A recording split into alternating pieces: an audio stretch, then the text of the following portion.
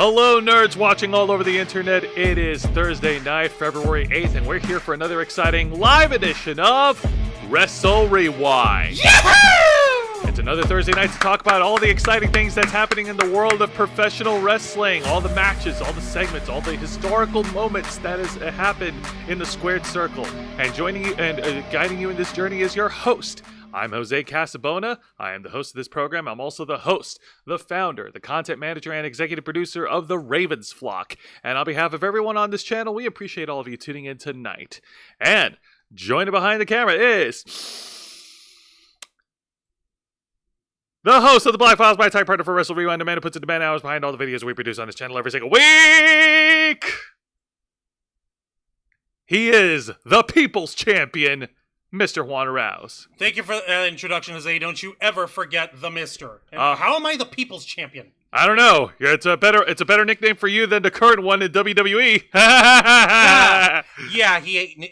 Rock ain't no people's champion anymore.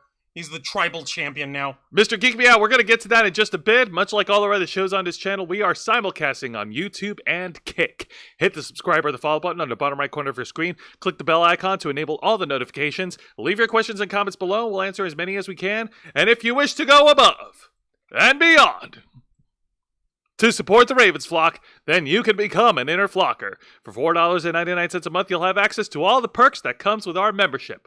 Juan, tell them. Well, for all the Inner Flockers we've got in our chat, and I know we have plenty, go ahead and show off those lovely membership badges and custom emojis, letting everyone know that you've stepped up in order to help rescue the Ravens flock from the clutches of late-stage capitalism and become full-time YouTubers. Help us become the flockers that you know we can be, the ones that we are meant to be, the ones who are here to be them for you, for us, for our brains, for your enjoyment and entertainment and information. Most importantly, because, let's face it, nobody wants to be stuck in a 9-to-5 job, especially when we want to try and get this channel up the way it deserves. You also get access to members first and members only content, special discount to our merch, link in the description below, and you also get access to us, the Ravens flock, your favorite motley crew of nerds, here to make your voice our mission by providing us your thoughts, your input, your feedback, your ideas on how to better shape the future of this channel to suit your taste and needs. Hello to the chat. I'm saying Nikki Bella, Gene Rick, or rather Genie Rick, it's my bad, Vicente Guerrero, Lisa Boo, Mr. Geek Me Out, and I'm showing here that Genie Rick and Lisa Boo are both celebrating having been Inner Flockers. Genie Rick for 17 months and Lisa Boo for 11 months. That is unbelievable. Unbelievable. Hell yes. You guys are amazing. Thank you so much. Hell yeah, 17 months with the greatest, says Genie Rick. Thank you, Genie Rick. Much love to everyone with double floaty heart emojis from Lisa Boo. Thank you, Lisa Boo. And, oh, snap, a $5 super chat from Genie Rick over here out of nowhere. Nope, no 9-to-5 Ravens. You're damn right. Thank you very much. Yes, please, no more. Oh, my God. You guys are so kind. You're so thoughtful. Thank you very, very much. You guys are amazing. For those who are neophytes in this world, who are brand new to this program, or for anyone who just needs a friendly reminder, I'll be more than happy to tell them what we do. Yes, pray tell. What is it that we do here on Wrestle Rewind? Here on Wrestle Rewind, we review 3 of the most exciting professional wrestling programs in North America today. That is WWE's NXT, All Elite Wrestling's AEW Dynamite, and Total Nonstop Action Wrestling's TNA Impact. Now, before we get to all that, I'm going to answer Mr. Geek Me Out's question because, in fact, me and Juan, despite being an hour late, we actually did tune in to watch the WWE WrestleMania press conference that happened in Las Vegas, Nevada. Earlier today. It was only 3 hours ago here. So that was 7 p.m. Eastern, 4 Pacific time, so 4 p.m. for them. That's right.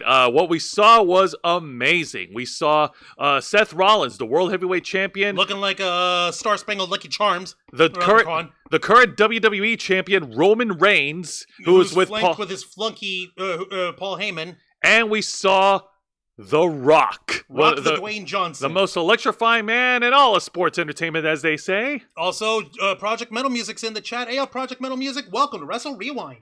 Now, there is something that we do need to address. I believe it was last week's edition on SmackDown. Cody Rhodes cut a promo against Roman Reigns in the main event, saying that he is not challenging, he's not coming after Roman Reigns' WWE title at WrestleMania, and he sought counsel from someone close to Roman, and The Rock showed up, and the fans popped. Now, the initial response is that the fans were excited to see The Rock, and you saw The Rock in the ring. He shook hands with a very reluctant Cody Rhodes, and he stood face-to-face with Roman Reigns to end the program. However, over the course of roughly 72 hours, the entirety of the internet lost their shite when we realized that this might have meant that Cody Rhodes abdicated his right to challenge for the championship at WrestleMania in order to give it to Rocky. Yeah, to give it to Dwayne. If you go ahead and if you type into search and find the video on the WWE YouTube channel, it is the most thumbs down, disliked video in all of their video collections on YouTube. Like, I don't know how many thumbs down. I think it's like over 370,000. That was as of Sunday. I'm sure the number's gone up much more than that, but man, fans did not like this at all. Mm-hmm.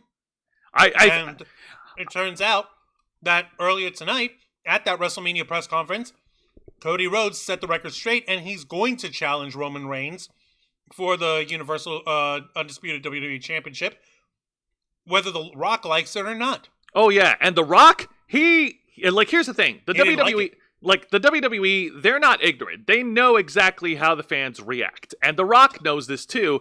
And The Rock is such a master of the game that he went all in on it. He went completely villain, complete heel on this whole thing. Even extolling the importance of the family bloodline between The Rock and Roman Reigns. Do you mind if I can? You don't mind if I show folks the actual screenshot of it before? Yeah, we can show the screenshot. We're not going to get dinged for a screenshot. Yeah, no, of course not. Well, let me go ahead and set us up over here. Can I? Yeah, go ahead. This press conference felt real. It felt organic. It felt fresh. It didn't feel overproduced or oversaturated. And it's hilarious that basically The Rock was playing it off and it basically wrote it to say, you know what? It doesn't matter what you folks think, whether you like this match or not. This is our when Roman Reigns is talking about the bloodline, it means my bloodline too. So y'all could just suck a nut. Yeah, they're definitely playing it up the heel way. And when Cody Rhodes challenged them and brought up their descendants on how ashamed that they would be, The Rock got on the mic and took umbrage to that and pretty much told Cody, yeah, they got a problem, and then smacked Cody in front of the entire world. That was amazing. That definitely, like him or not, The Rock is able to to add some needed electricity to the WrestleMania main event. Whether he's going to wrestle in it or not. Also, I just realized, take a look at Roman Reigns' shirt. Las Vegas! Acknowledge me! Oh. Wow, what a dick. You gotta understand, this is a big deal because hashtags of We Want Cody has been trending worldwide all over social media. Fans on Monday Night Raw were carrying around signs with the hashtag while also chanting Rocky sucks. I'm just surprised We want Cody, Rocky sucks. I'm just surprised that the WWE fans had enough restraint to not chant Die Rocky Die. We don't need... They could have. Because Michael Cole actually commented saying hey, wait a minute, are we back in 1996? Brilliant. Oh my God. But getting back to it, the press conference was great. Everything about it was phenomenal. And the follow-up with the backstage interviews with Triple H, that was so good. Like I said, it added realism. It added an extra element, an extra wrinkle into this thing. Now, this just goes to show you that they were clearly trying to plan to actually make it just Rock and Roman for WrestleMania, and Cody just sat behind. But over here at the same time, when they realized, oh snap, the fans have hijacked the story. We're not going to be able to pull that off. How do we fix this? Easy. We'll fold Cody back into this match, and we'll figure a way from there. So, well done. Good. We have to, let me put it to you this way. Jose and I actually did the math. Back when this happened 10 years ago with Daniel Bryan and the Yes Movement at WrestleMania 30, it took the WWE's creative approximately 2 months to get their heads out of their asses and actually find a way to fold Daniel Bryan into the title match between Batista and Randy Orton at that year's WrestleMania. Here... Less than a week. No, here... It took the WWE 72 hours to figure it out. Congratulations, you're learning. I'd give you a gold star, but I hate you. But we also like the WWE. Yes, but I also hate you. That being said, we are very much excited for the WrestleMania main event. The WWE, they know what they're doing, and as us fans, let's just sit back and let them cook, and let's not send out death threats to anyone who doesn't deserve it. Yeah, that's the reason why The Rock's daughter, who's also in WWE and NXT, Ava Raine, she went ahead and deactivated her Twitter thanks to these morons. Thanks a lot, tribalistic, toxic fans. Now go die in a fire. Idiots. And Jeannie Rick is asking, wait, who? What? The Rock is back in wrestling? What happened to movies? Very simple. May I step in for just yeah, because I now know things in hindsight. You know what? This is early on, but yes, I'm gonna hot tag Juan. Hot tag. Here you go. All right, yeah. No, but I have to throw it. I have to. But you're not angry. No, but I have to throw it. Okay, folks. just to get you up to speed, during the last 2 weeks ago when all the commotion came out with Vince McMahon and him and the lawsuit and all that stuff, one story that kind of inadvertently got buried in this is the fact that Dwayne Johnson was also invited to have a seat at the chair of at the board of directors of TKO Holdings, the parent company of both UFC and the WWE. He was offered a $30 million payday for him to not only sit on the board at TKO Holdings Group, but also to perform at WrestleMania. Meaning, if he's got $30 million out of this deal, he's not going to really be hurting to go get himself into a movie anytime soon. Point of it is, this adds another element to the situation. Dwayne, for the first time in a long time, actually has the actual gigantic freaking clout and authority and the actual fucking, what's the word I'm looking for? Influence to actually be able to place himself in whatever position he wants on television without anyone really being able to tell him no. However, with this situation, what we've got over here is a situation where, thankfully, Dwayne isn't so tone deaf that he's just going to bulldoze with his plan of him just being in WrestleMania and Cody being shoved off. That's not going to happen. It looks as if they're going to actually go ahead and fold Cody back into the title picture, because at this press conference earlier tonight, Cody Rhodes made his decision and he officially challenged Roman Reigns for the WWE Championship at the main event at this year's WrestleMania, after The Rock had basically already said, oh, hey, well, The Rock and Roman Reigns is going to be the biggest and most electrifying and the most incredible main event of WrestleMania of all time. And if you guys don't like it, it doesn't matter if you like it or not, because we're in the bloodline. This is our family, the Anoa'i family. We're the most dominant wrestling royal family in the business, and there's nothing anyone can do about it. So this isn't corporate rock. This isn't the people's champion rock. This isn't Hollywood rock. This isn't I'm gonna write my notes on my wrist rock. This is bloodline rock. And I gotta tell you, if they manage to stay with this course, I can get behind this. Maybe you can too. I'll leave that to you. Jose, tag me in. Yay! That was well. Man, I throw things. Well said, Juancho. In the chat, oh my god, let's see here. Vicente Guerrero, as much as I like Randy Orton, Randy and Batista, Bitch-tista at WrestleMania 30 would have been so cringeworthy. Yeah, 30 million, wow, way to go, Rock. I'd say fuck you too to almost every hater. Yeah, pretty much. Also, someone going by Tony Khan. Ha! Ladies and gentlemen, I have an important announcement today. Ladies and gentlemen, I have an important announcement. Oh my god, folks! Tony Khan is on the live chat right now on Wrestle Rewind. Tony Khan, we thank you for gracing us with your presence. Now, if you want me to shut my hole and never insult you again, go ahead and PayPal us over at the Ravens Flock. Send me $2 million. Send it to me right now, and I'll be happy to never say a cross word about All Elite Wrestling or your booking strategy and lack thereof ever again. Feel free, Tony. Go ahead. All right. Yeah.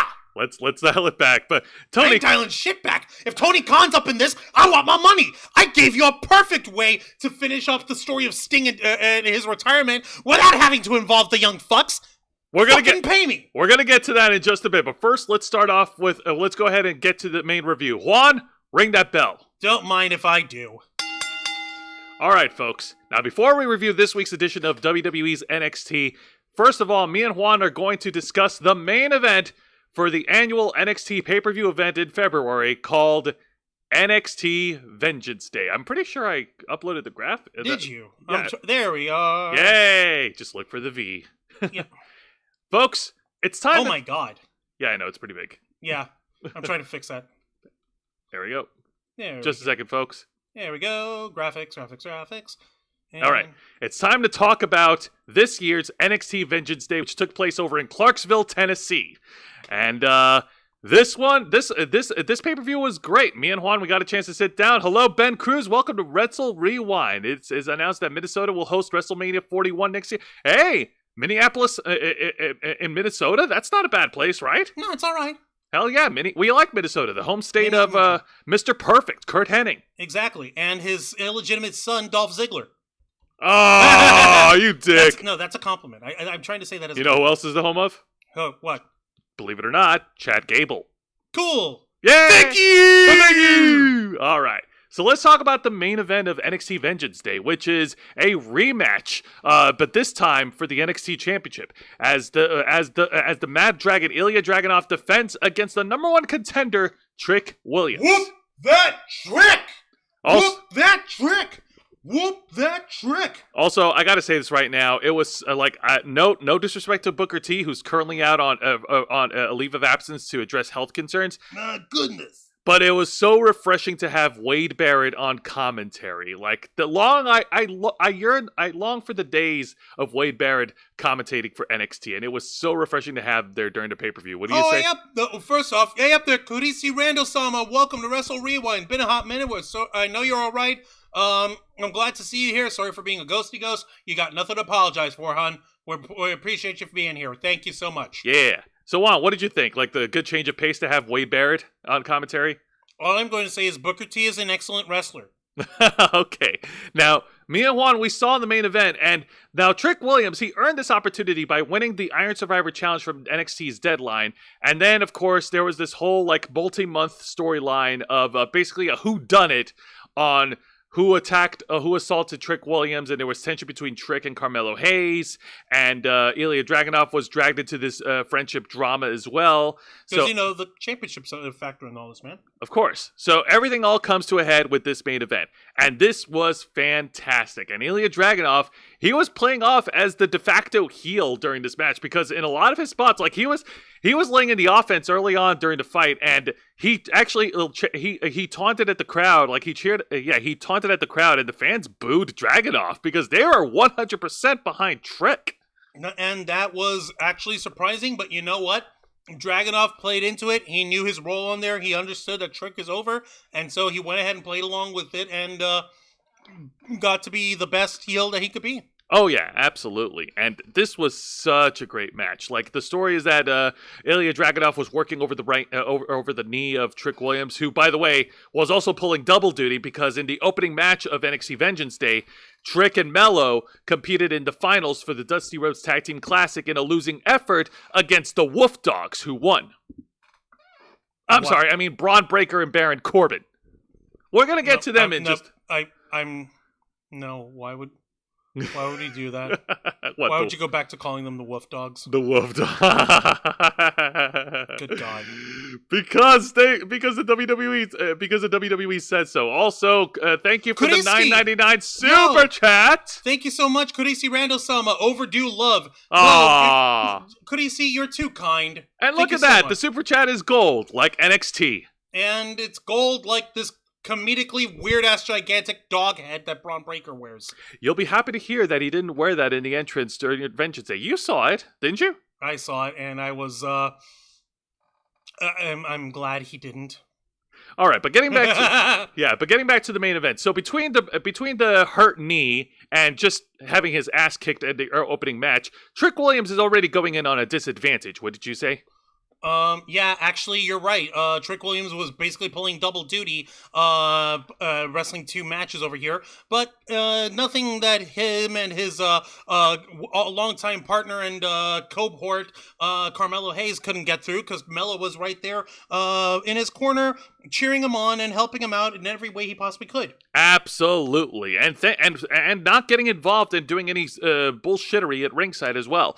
Now Trick Williams, he did manage to get some blood on coming out of his mouth. He did get some juice during the match as Ilya Dragunov continued to pound away onto Trick Williams, hitting him with Suplex City. Yay! Yeah, indeed. Hitting him with the Constantine Special. He was hitting all the cool spots. Real quick, Vicente Guerrero was also letting us know other wrestlers from Minnesota include Arn Anderson, Ravishing Rick Rude, Nikita Koloff, Barry Darson, Scott Norton, Mike Enos, and Jerry Lynn. Oh, nice. Thank you. Thank you for the factoids. We appreciate that. Trick Williams was able to hit a comeback during the match, and the crowd was all fired up. They were going. We got some more back and forth action. But Ilya Dragunov was able to cut Trick from under the legs, hitting a power bomb and then following it up with an H bomb. But Trick was able to kick out after 2. And then at one point, I believe it was either Trick or Ilya Dragunov that did an outside dive. No, it was Dragunov. He did an outside dive and collided onto Trick Williams, and Trick and Ilya Dragunov got in Mello's face. Well, but Mello, of course, keeping his hands to himself, like trying not to cost his best friend the match.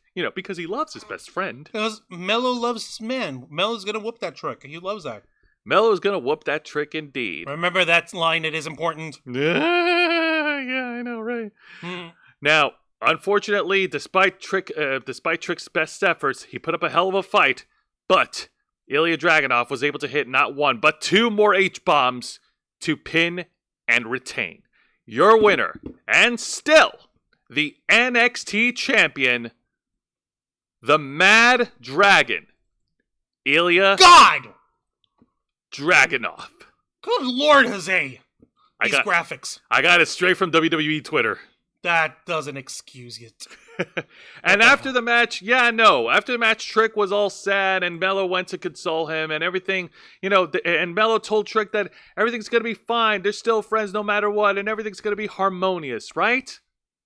Right? Wait. Mello, what are you doing, Mello? What is this? Mello!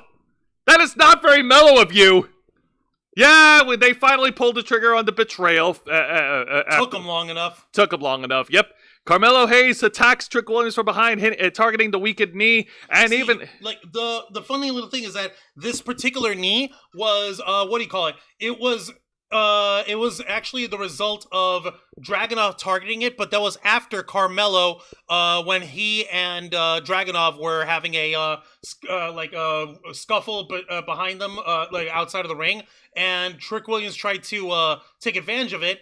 Dragunov dodged out of the way and accidentally hit Mello.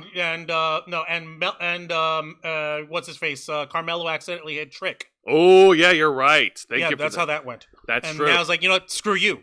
Yep. Mello hit a chair assault onto Trick Williams, and then sat down, sitting over Trick, and basically telling him, "Yeah, man, it's your fault."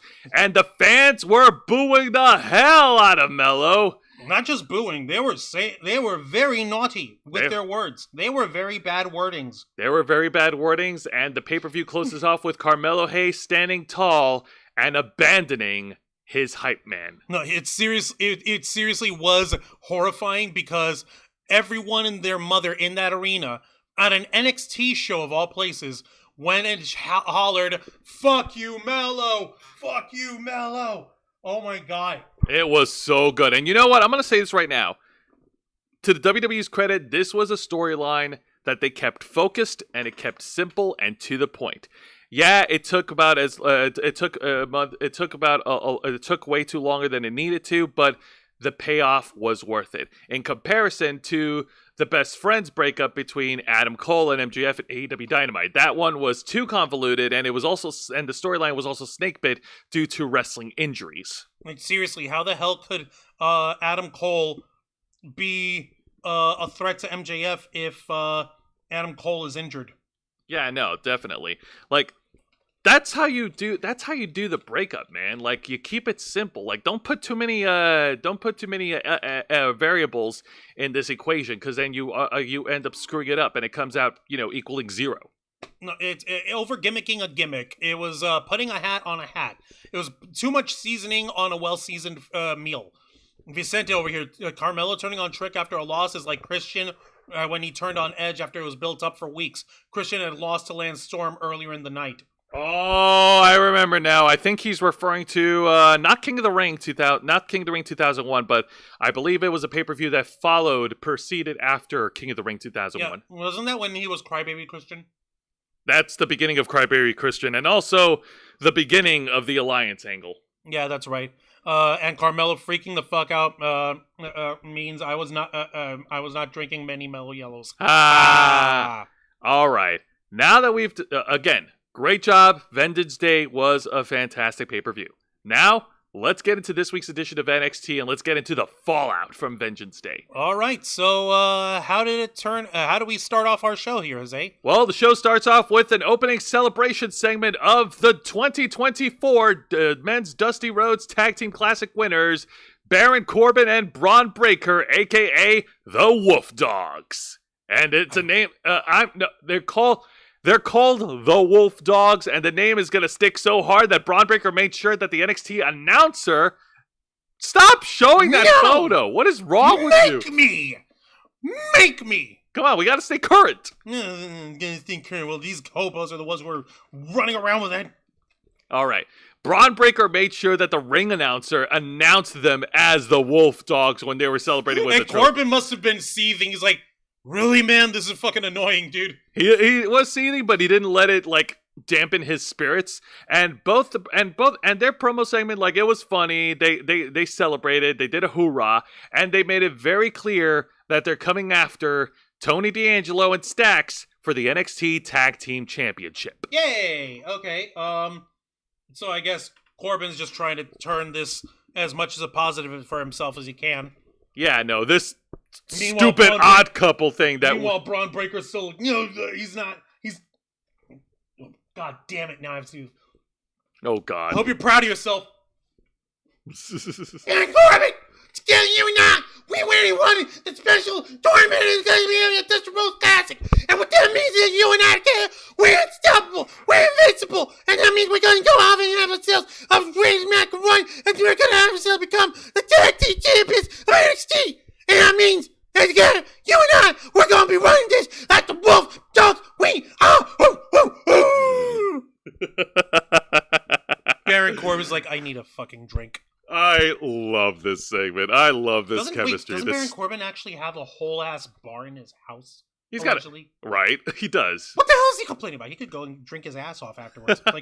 I'll just forget, and I'll just come back into work next week, and I'll be fine. Exactly. But someone who won't be fine is two female competitors who are trying very hard to vie a win after coming up short for the NXT Women's Championship at Vengeance Day. These two are now these two went at it Tuesday night. It is a clash between Roxanne Perez going one-on-one against Lola Vice.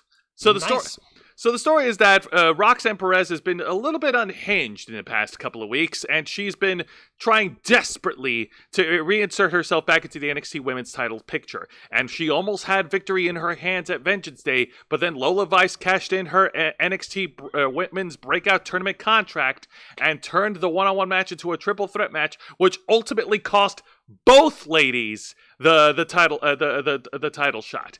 Lyra Valkyria walked away, and these two have some cute, large beef. There's so much beef that I don't think Quan will be able to finish that much beef. You'd be surprised how much beef I could eat when I'm determined enough. And let's not lie, Roxy and Lola Vice are very, very beefy, beautiful women. Careful, Juancho. These two are killers. They'll eat you alive. Bet. So yeah, these two women, they wasted no time going at each other. This was a straight up fight. They has fight. And Roxanne Perez tried to start off crazy early on. Lola Vice was able to ground her down, hitting her with a series of martial arts moves, roundhouse kicks, backhand fists, and trying to lay her down with submission holds to try to keep the prodigy grounded. But Roxanne Perez was having none of it. She was able to hit a comeback and able to do a series of Hurricane Ranas and a suicide dive outside of the ring to get everyone fired up. Jeez, that's... And then she's a ball of fire. What the hell, man?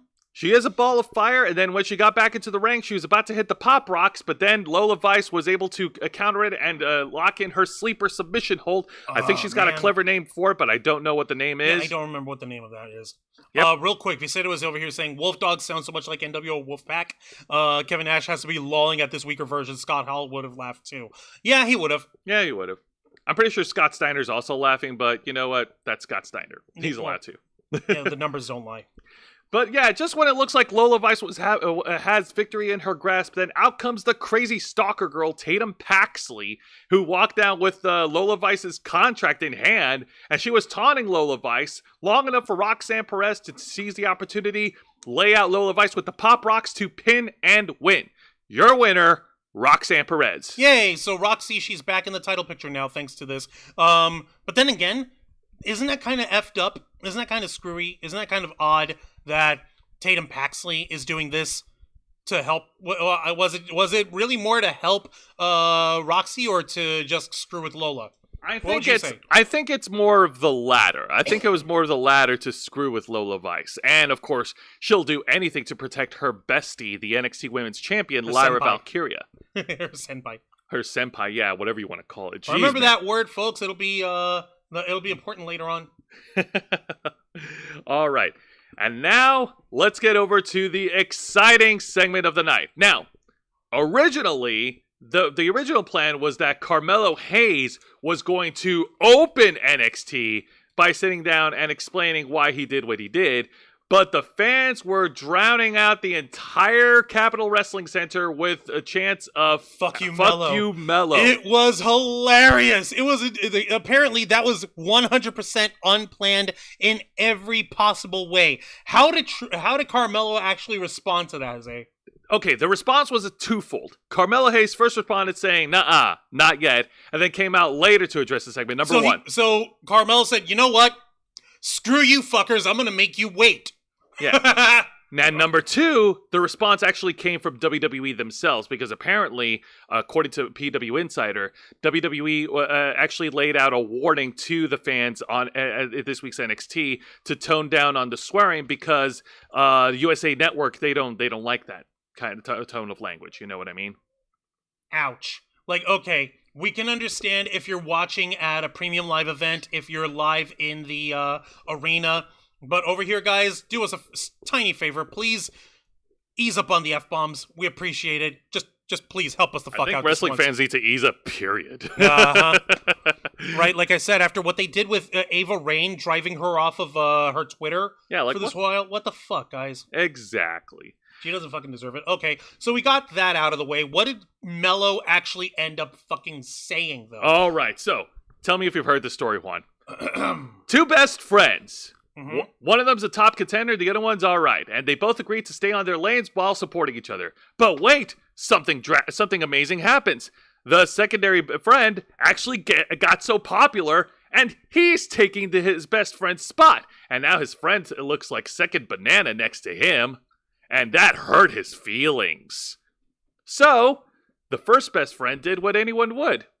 He turned on his friend out of professional jealousy. And yeah, no, he made that very clear in his promo. Like, he said that Trick Williams was Trick and Mello had an agreement that Trick was just going to go after the North American title, and he was always going to be the hype man. But Trick Williams, he broke the agreement. He broke the deal. So Mello had to do what he had to do and remind him of his place. You're joking. I joke you not. You gotta be fucking kidding me. Are you serious? I'm serious. Man, what is it with Shawn Michaels and Triple H and wanting to break up tag teams and friends, man? Well, let's just put it this way. Let's just be thankful there wasn't a set with a pane glass window on it. Oh, yeah, you're right. I think that would have been too much for today. Or another set where you had a door frame set up in the middle of the ring. Hey, Gigi Dolan, how's that face doing? Ooh.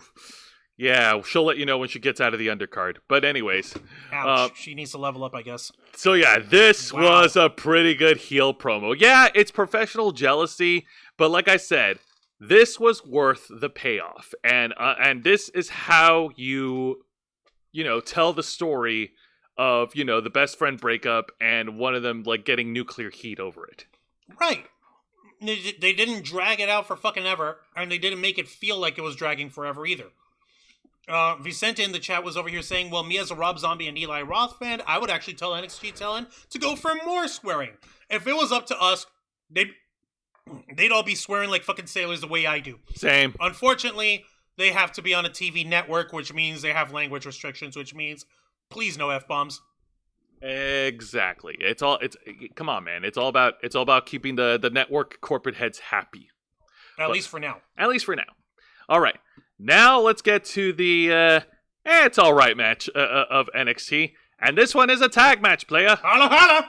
Hang on a minute. Juan's doing a little bit of resizing because... Again, these fucking graphics are ridiculous in size. I know. They're gigantic, and I don't understand what is wrong with you. Why would you do this to me? Like, damn, WWE, what are you trying to tell us? They're trying to tell us that they have size issues. They don't know how consistent they could be. All right, the teams of... Representing the Metaphor at the bottom is Jakara Jackson and Lash Legend, taking on the team up top, Fallon Henley, and the NXT newcomer, Ren Sinclair. Ren Sinclair, okay. Ren Sinclair is the girl who wrestled Cora Jade over in their NXT live event in Date City, and that's where Cora Jade picked up the torn ACL injury. Ow! And okay. Ren Sinclair was given her spot at the Battle Royal some time ago. Okay, so... As a result of this, wait, that doesn't make sense. No, we talked about this on the program. No, it doesn't make it doesn't make sense. Like, okay, the torn ACL, was it because of a move that Ren Sinclair did to Cora, or did Cora just get fucked up by accident? The latter. Like, she was doing a move and she like fell on herself or something? Yeah. Okay, all right. In that case, I can understand. But you better believe that if these guys are smart over at NXT, they'll try to use that as a way of folding some sort of rivalry later on when Cora Jade goes back into the ring. Like, hey, Ren Sinclair, you took my fucking spot, you did my thing, and you put, all because you took me out and you hurt me. If they're smart, they'll go that route. If they're smart, and that's something that they will do eventually. But for now, right now, the story is revolved around Fallon Henley's rivalry with the Metaphor. See, right now, like, her business with Tiffany Stratton is already wrapped up. In fact, Tiffany's doing great. She's wrestling on SmackDown right now. Great for her. Friday nights is Tiffy time, folks. Yeah, sorry, Juan. It's okay. I'm all right. I'm okay. He's crying ugly tears. Okay, I'm over it. All right, so right now... Yeah, no, Fallon Henley has left the rivalry with Tiffy behind, and she's pivoting over to the Metaphor, because the Metaphor has been giving her and her buddies a lot of shit over the past couple of weeks, and this is how the tag match happened. And I'm going to say this right now, Fallon Henley, she clearly is the better talent of the two baby faces, because Ren Sinclair, she's shown that she still has a lot of room, there's a lot of room for improvement. Okay, I'm going to put it this way, guys. She's still very much a green banana. She needs time to ripen. Yeah, pretty much. Exactly. Sorry, we just picked up some bananas earlier tonight, and that analogy just was the first thing that came in my head. But it okay. makes sense. It's okay. We need some potassium in the household. Does that make sense? It does, right? Kind of, yeah. Okay, making sure. Also, Vicente was saying Fallon Henley sounds like she could be a distant cousin of Joe Hendry, maybe. No, Joe Hendry is Scottish. Yeah, Joe Hendry is Scottish. Fallon Henley is from Tampa, Florida here. Yeah, she's about as close of a relative to Joe Hendry as Owen Hart is a close relative to Hulk Hogan. Which they're not. Ha. That being said, this tag match was okay. Nothing bad happened. It was just not very spectacular.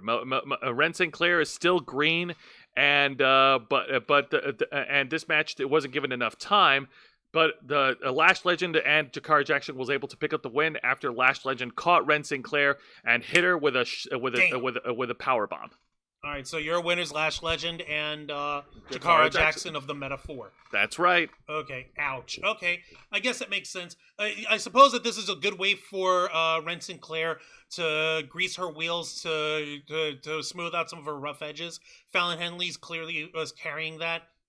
But Jackson and Lash Legend, they're clearly calling it in terms of making the match work in order to keep the four of them from hurting themselves. That is a possibility. I foresee that there will be an 8-person tag match down the road between the Metaphor and Fallon Henley and Josh Briggs and Brooks Jensen and Ren Sinclair. Yeah, Beer Money 2.0 plus Ren Sinclair and Fallon Henley. Exactly. So we'll see if that ever happens. Isn't Kiana James still associated with them? Because you know she did that thing she helped them save the bar. That was last year, Juan. But the bar was 2023 is yesterday. Dang it. That was a year ago. We are 1 year removed from that, Juan. Yeah, but they saved the bar. Yeah, but it's not about the bar now. It's about the barn. Well, they saved the barn anyway. All right. Now, surprisingly, there were no bad segments on NXT. Nothing bad. No bad segments. No bad backstage segments. No bad promos. No bad interviews. everything was actually pretty good by the numbers. So you know what? Kudos to WWE for holding to that standard. Okay, you mean to tell me there wasn't even a dorky segment involving what's her face, JC Jane and Thea Hale with their swimsuit calendars trying to save Chase U? There wasn't anything more of that? Well, I know they were doing that on Vengeance Day. I didn't but they didn't talk about it on NXT. All right, well, I suppose that. And besides, even if I did bring it up, that still wouldn't count as a bad segment because it wasn't horrible. It wasn't arduous to watch. Juan's trying to look for the calendar. Well, I actually am, to be perfectly honest. Actually, I think I saw online that apparently the calendars are sold out. And What? I think try typing into search shop NXT and let's see if you can pull up the calendar. Hold on. Juan's looking for this shit. I can't believe you. Yeah, believe it. No. Type into Google search shop NXT. Oh, shop NXT. Yeah, shop NXT. And let's see what you got here. Official NXT apparel. Let me see if I can find it there. Who knows? Oh my god. I just want to see if I can show people. I want them to be able to see how redonky this was. How far they're willing to go with it. But let me just double check over here. Good nope. grief. Yeah, the calendar's sold out. Hold on. Oh no, god. Screw that. I'm not gonna take no for an answer. I'm not gonna take no for an answer. Hang on. Let me see what these guys did. Ha! I found it. And yes, you're right. It is out of stock. But you know what? At least this way, I'll be able to show people, just so we can actually get the silly idea that they were going for here, and show the folks on Wrestle Rewind so that we all have something to giggle at a little bit. Just all right, fair enough. I guess we could bring it up as an honorable mention. On Vengeance Day, yes. Thea Hale, JC Jane, and the other students of Chase U were backstage signing and selling their Chase U calendars to help raise money to save Chase University. And yes, if you go online on WWEshop.com, the calendars are sold out. Yeah, check it over here. The women of Chase U. You see underneath hashtag Save Chase U. Let's see here. So there's they're modest. They're not like super raunchy. And okay, so Kia. It's kind of a Valentine's Day thing. Kia Saint. We got Lena Sterling. Let's see here. Thea Hale, obviously. JC Jane. No, sorry. Ren Sinclair. Let's see here. So wow. Okay, who's this? Jasmine Nix. Jasmine Nix. Okay. Yep. Clip. God dang it. Okay. Lainey Reed and let's see here. Adriana Rizzo. Oh, hey, the girl from the family. Yeah, she's a student. And there's JC Jane and Thea Hale in like Christmas pajamas. Okay, but you guys get silly, but at least they're doing something with one half of Toxic Attraction. I'm actually surprised that this is legitimately out of stock. It's funny, okay? It's freaking funny. It's amazing. But I like you said, honorable mention. This is just something that we had to bring up because it was just so silly. It was silly, but it was entertaining. And hey, if it's making money, then it's good for all of us, right? Yeah, I guess so. Hells yeah. Now let's get over to the main event of this week's edition of NXT. Juancho, this is speaking of 2023. This is a rivalry that was renewed from NXT Battleground in their last man standing match, a rematch from May 2023 as Ilya Dragunov, the NXT champion, goes one-on-one against Dijak in a non-title match. Oh, fuck. That's right. The last time these two clashed was in a last man standing match, and it was incredibly brutal. And they both had walked away with scars to prove it. This time around, it wasn't as brutal because it was just a regular match, but the intensity was still there. Dijak obviously has the advantage over Dragunov with his size and strength advantage, but that would not impede the Mad Dragon as Dragunov went straight for the offensive and hit Dijak with Suplex City early on.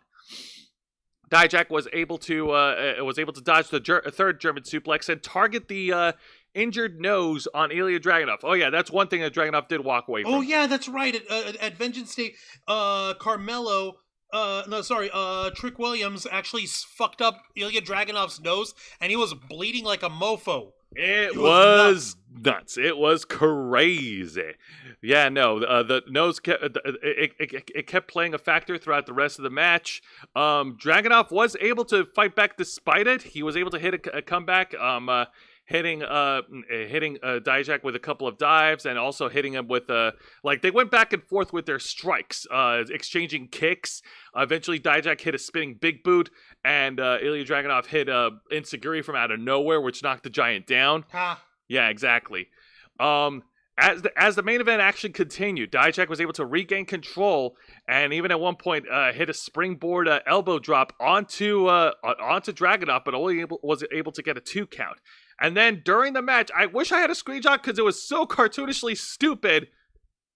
During the match, out comes Joe Gacy from under the ring with a cartoonish smile and all, and he distracted Dijak long enough for Dragunov to hit Dijak with a powerbomb and lay him out with the H-bomb to pin and win. Your winner, Ilya Dragunov. Dear God. All this with a busted nose and everything. Sheesh. This guy. Unreal. How the hell does this Dragunov mention this shit? Rather, go through this shit. It's insane. I fucking love it. Oh, but don't worry. There's plenty more punishment for Dragunov because he didn't have time to celebrate, because out comes Carmelo Hayes to attack Ilya Dragunov. Ilya Dragunov called out Carmelo Hayes in an earlier promo segment for calling him a lying son of a bitch for putting Dragunov in this position and for painting him as the bad guy. Huh. And Carmelo Hayes gave his receipt, putting the beat down on the NXT champion before leaving the arena. And you know what? Because Carmelo is so goddamn salty, in a WWE.com exclusive, they showed when the cameras went off the air that Carmelo Hayes even beat the shit out of Joe Gacy, who had absolutely nothing to do with anything. What the hell? Joe Gacy had nothing Mello, you gotta mellow out, man. Nope, he's out of mellow yellows. He can't mellow. I'm sorry. God almighty. So, Mello ain't mellow. Trick Williams got tricked. Dragunov's got a busted nose. And for some reason, Joe Hendry's catching the brunt of all this shit. Joe Gacy. Yeah. Oh, man. Wow. Poor Joe Gacy. Poor Joe Gacy indeed. And you know what? We'll just have to see how things turn out, because NXT Roadblock is coming up in March, and NXT is also hitting the road again for WrestleMania weekend for NXT Stand and Deliver, which will be on Saturday, April 6th at 11 a.m. in Philadelphia, Pennsylvania. So, yeah, Stand and Deliver is going to be the appetizer, the amuse-bouche, as they like to call, for WrestleMania weekend. Holy shit. Just letting you guys know ahead of time, we are not doing a watch party for NXT Stand and Deliver. That is too early in the morning. Me and Juan, we like to sleep in, but don't worry, we will be doing a watch party for Sorry, yeah, for WrestleMania. There we go. Sweet mercy. Give me a second. There we go. It's okay. I just had to make sure that I fixed it. Maybe we need The Rock over here to electrify the equipment. I do not need Rock the Dwayne Johnson to come. You know what he'll do? He will buy out this entire condo community, and then just mean mug us anytime we step out, just to spite us. He'll hike our rent. Oh God, you're right. All right. Well, let's go ahead and move on to this week's edition of AEW Dynamite. The fuse hit the boom, Dynamite. That's right. We are less than a month away from AEW Revolution, which will be in Greensboro, North Carolina, which will feature the final match of the Icon. It's Sting. That's right. More on him later. Now, the AEW Dynamite opens up with a rubber match between two hated rivals. That is, representing the leader of the Mogul Embassy, Swerve Strickland, going one-on-one against Hangman Adam Page. Whoever wins will be challenge Samoa Joe for the AEW World Title at Revolution. Okay, so we have the drunk and we have the best bad guy in AEW. Oh, who's also the biggest babyface because he's so over. Oh, yes. The last time they clashed was at Full Gear, and Swerve Strickland fucked him up. He hung him with freaking chains, and he made him bleed. And then they drank each other's blood, and it was dumb. It was definitely too much. He sent in the chat, respect to Carmelo Hayes, the man is bringing Attitude Era back all by himself. God, with that kind of heat, yeah, the fuck you Mello heat, yeah, I believe it. I believe it too. And but getting back to the subject of AEW, so yeah, no, Carmelo Hayes, despite obviously being the heel in all this, he, like, the fans were cheering for Swerve, and get this, Juan, the fans were booing the hell out of Hangman Adam Page for every one of his spots. Well, that's because the fans know that Hangman Adam Page is a drunk and a leech. Also, this week's AEW Dynamite took place over at the Footprint Center over in Phoenix, Arizona. Fantastic. Okay, I don't know any wrestlers from Phoenix. I'm sorry. Neither do I. That's not the important thing. The important thing is, let's get to the match. This All was right. the opening match. This was the see how opening this match. goes. Yeah, no, these guys went all out against each other. Yeah, no, but Prince Nana was at ringside hyping up Swerve Strickland, and during the match, when Swerve was in control, Swerve was able Swerve laid out set up a table at ringside to crash Hangman through. And as they continue their offense, Hangman Adam Page was trying to hit a comeback. Both these guys brawled at the top turnbuckle, and Swerve Strickland was able to trap Hangman's legs on the turnbuckle and hit a foot stomp onto Hangman Page's gut. And then Page fell off the turnbuckle and eventually got onto the table. And get this, the table collapsed on itself. What? When Hangman Adam Page got onto the table just fell down, collapsed on itself, and the fans just laughed at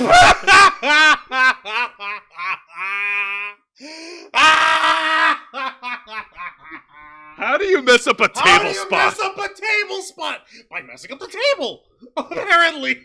And Swerve had to go all the way around the opposite side of the ring because Tony Khan thought it was cool to emulate WWE with LED screens at ringside, and Swerve had to go to the other side to get another table to set it up to fix the early botch. Oh my god! Oh, I would just leave the building. If that happened to me, if I was in a match and if I was gonna get put through a table. And if the table buckled out from underneath me and just plopped, I'm like, nope, I'm out. Fuck this noise. I'm not going to deal with it. Hangman Adam Page was able to regain his footing and hit Swerve Strickland with the buckshot lariat, but Swerve was able to kick out after putting his foot on the rope to get a technical kick out. And then afterwards, Hangman Adam Page got so frustrated he beat the shit out of Swerve, knocking him out of the ring. Swerve was able to get back into the ring before answering the 10 count, much to the fans' delight. But then Hangman Adam Page, because he's a party pooper, knocked Swerve outside again, and the fans were booing him. Seriously? The fans were booing Hangman Page. Well, no. This is good because now the fans are smarting up to Hangman's shit. Well, on the one hand, good. See, this is what happens when you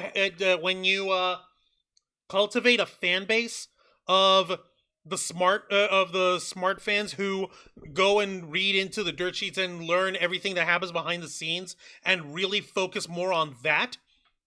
And it turns out that one of the people that you have is a leech and an asshole and a fucking drunk.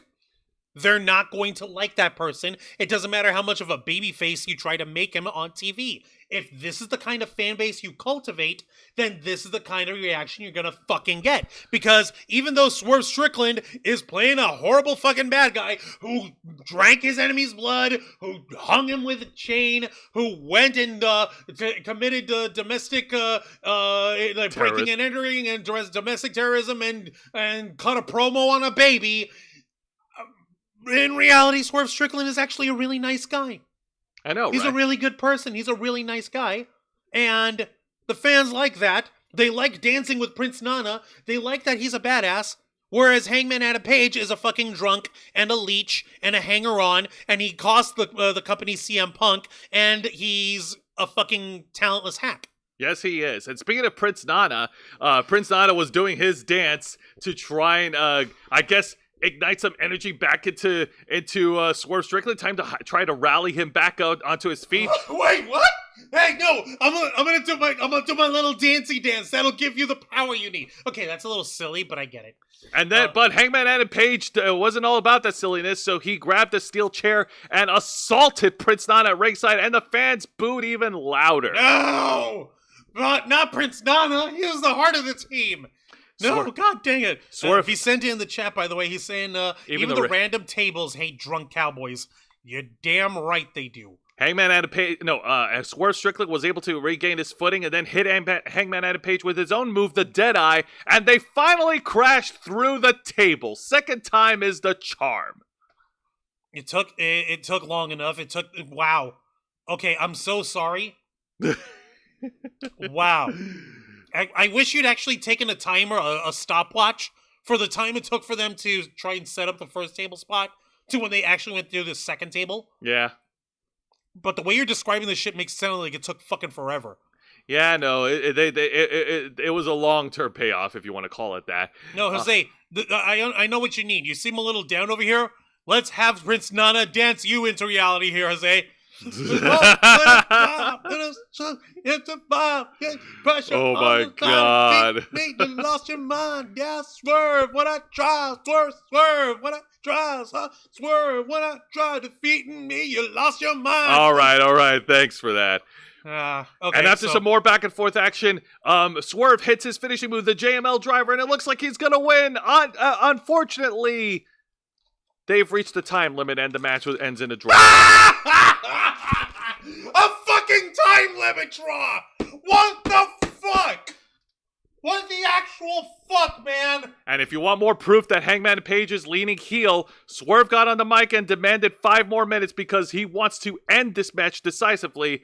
Hangman and Page pretty much got on the mic and said, "No, you had your chance to beat me, and you lost," and he rolled out of the ring. Fucking bitch. Fucking little drunk. And then Tony Schiavone got up from the commentary, got on the mic, and said that Tony Khan has informed him, because Tony Schiavone is in his authority to announce this, that at AEW Revolution, Samoa Joe will defend the AEW World title against Hangman Adam Page and Swerve Strickland in a triple threat match. Fantastic. Why didn't they just do that to begin with?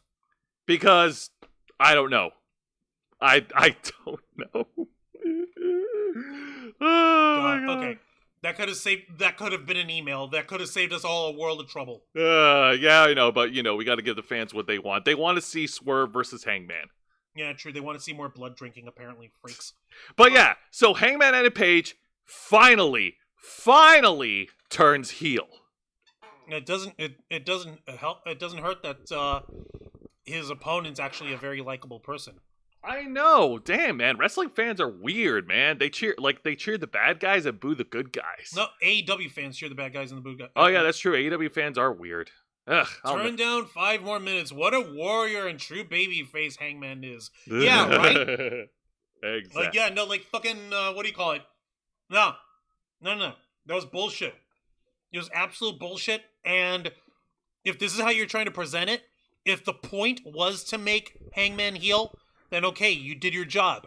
But I bet your ass that wasn't the initial point. Because, let's face it, Tony's the only person running the show, and he doesn't know how to fucking drive. No, but there are a few bright spots here and there, and I'm going to talk about one of them right now. The exciting match of the night, and this is a women's match. Gasp! A women's match that was actually good? Hold on, is this real? I mean, we're in Phoenix, It could be the resurrection of the women's division, because, the Phoenix rises, right? You're kind of stretching, but let's actually see the match. What happened? All right, this is a one-on-one match, an AEW Women's World Championship Eliminator match, as the reigning champion, Timeless Toni Storm, flanked with Luther and Mariah May, goes one-on-one against Red Velvet with La Virtuosa Deonna Purrazzo on commentary. Okay, what the hell did Red Velvet do to deserve being anywhere near the title picture? Oh, well. Here's the thing: if Red Velvet does defeat Toni Storm, then she gets a shot at the AEW Women's World Title. Okay, fantastic. So it's a contention match. It's a contention match. Yeah, exactly.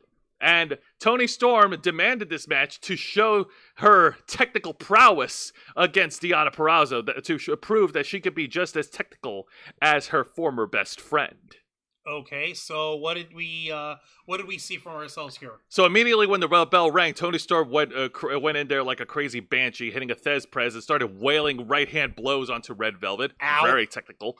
Please tell me that they stopped with the whole, I'm gonna black and white her in the middle of the ring. Please tell me Thankfully, they stopped that. They only saved that until after the match, Juan. Don't worry about it. It was after.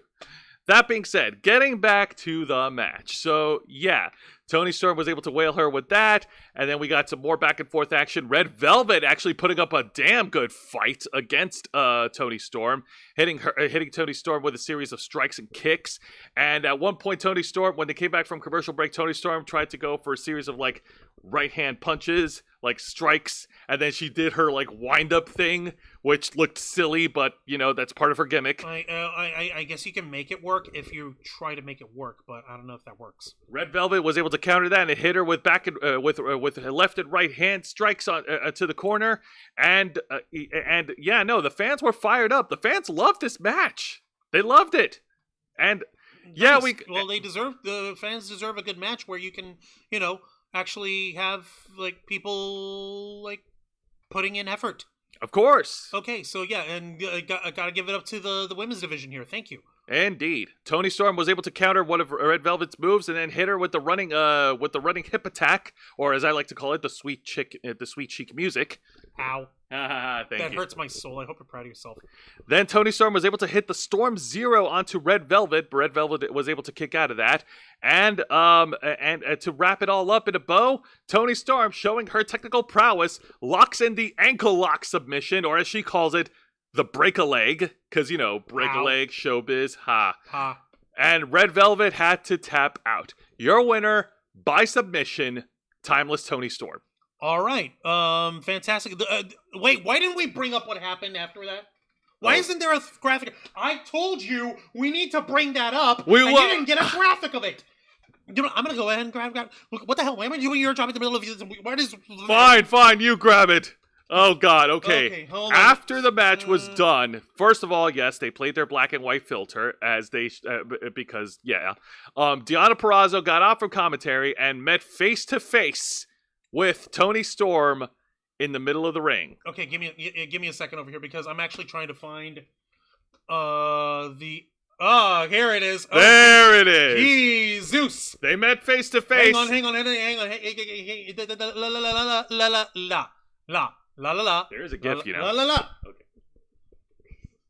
Wait, there's a GIF you said? Yeah. Go ahead. Click on the GIF at the bottom. Oh snap! There click is on a GIF. Let me see if this. Oh my God! Let me see if it'll actually save. Wait, no. I don't think. No, there's no sniffing. La. Let me see if it'll save. Fine. All right. You don't get to tell me whether it does a thing or if it doesn't do a thing. God Almighty. Okay, folks, what I'm about to show you is weird. Very and this weird. is weird coming from me weird. So, take it with a grain of salt, if you would. Be so cleverly kind. Okay, this is so awkward. God damn it. I knew that was going to happen. Okay. Damn it. What? Okay, I don't know why. I guess the freaking gifts from Tumblr just don't like me. You know what? It's fine. I can fix that. Easy enough. All right, here we go. Back up. Toni Storm then got a little too personal and started sniffing around Deonna Purrazzo. That's her sniffing. Okay, I think I know how I can fix this. Let me just. You don't have to do. Don't strain do. yourself on. This is what Toni Storm got up in Deonna's face and then got real up close and smelled her, and it looked like she was like this is why I thought from just the still shot here that she was like trying to smooch on Toni Storm. I mean on Deonna Purrazzo. So, giggity. That was bizarre, but apparently there was a backstage segment where Toni Storm was about to say what she smelled off of Deonna Purrazzo when all of a sudden she was distracted by Mariah May and sent her off. I'm like, dude, what the hell? I'm gonna no, that is the correct freaking reaction there, Lisa Boo. That was sus.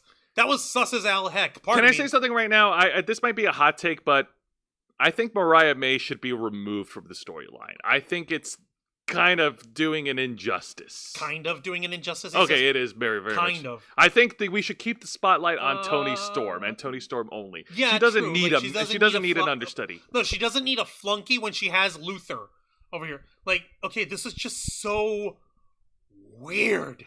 Look at, and yeah, no, that's how, she's like, get off me, back off. And, oh no, Luther, her man, no, get away from my madame, no. Yeah. And why is he grabbing directly over the boobalas? Okay, perv. I know, right? But unfortunately, there were no good segments on AEW Dynamite. So I'm afraid that's not gonna happen tonight. It's really sad too because I did find a segment. Apparently, it was an online exclusive where we had a segment of the super team of the AEW World Trios champions, the Acclaimed with Billy Gunn, and the Ring of Honor 6-man tag champions, Bullet Club Gold being the Ass Boys, Colton and what's his name? Austin Gunn, and their man Switchblade Jay White. And they were celebrating as Ring of Honor World Trios champions. No, the Bang Bang Scissor Gang. They were celebrating being both World Trios champions and the 6-man tag champs.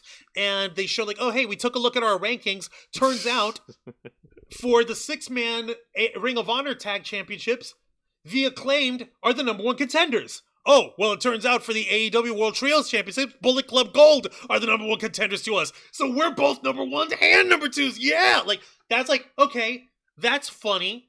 That's interesting. It just shows like, okay, we're dominant no matter what. But unfortunately, it doesn't count because it wasn't on the program. Nope, it was an online exclusive. I'm sorry. Technicalities. They didn't show it on Dynamite. Freaking-calities in the chat. Vicente, I love Tony Storm's ankle lock, Ken Shamrock's impression. Oh yeah, you're right, there was. Yeah, Tony Storm smelling Deanna like Deanna was Tony Khan's coke. Whoa! Let's Actually, not say yes. things we can't take back there, Vicente. Zay, it's okay. The truth is an absolute defense. All right, fair enough. All right, but unfortunately, like I said, no good segments on this program, so we're just gonna go straight to the bad match of the AEW Dynamite. And boy, oh boy, this is beyond. Okay. I think we're past kicking dead horses. What kind of dead horse are we talking about here, Jose? Are we talking he's not ready to race again, or we're making Elmer's glue out of him? How bad are we kicking this horse? Well, let's just say, actually, no, I can't talk about it, Juancho. I signed an NDA. Oh. Ah! Oh. Yeah. Jericho'd. Chris Jericho Okay. versus Konosuke Takeshita. Man, Say no more. I'm sorry. Trolled. Okay. I'm sorry. I really, really can't watch this match and not think of all the stupid crap, all the rumors of sexual allegations that involving Chris Jericho. I just can't that stand Chris AEW Jericho just and swept how under the rug. fucking fluffy and ridiculous he is. Here, they photoshopped the hell out of him to make it look like he still has abs. When you look at him actually move, he's wide. He is white as hell, and it hurts. It hurts my heart. Why would they do that to me? Yeah, I'm sorry, but like anytime Jericho's on screen now, because AEW has not been active in addressing this, it just feels tone deaf anytime they put him on screen, anytime they put Sammy Guevara on screen, because it sends a message that, hey, it doesn't matter if you screwed up, we still like you, so we'll help you.